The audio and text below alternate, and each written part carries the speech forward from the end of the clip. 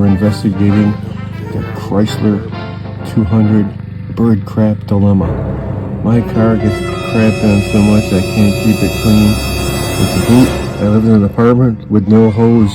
Hose bib? What's a hose no bib? No hose outlet or anything. But ta-da! Over with this thing, Chrysler 200.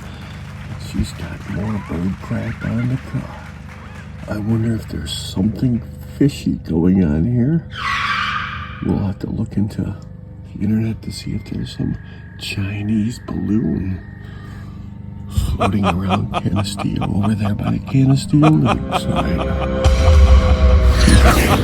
We'll be back after she mows her lawn.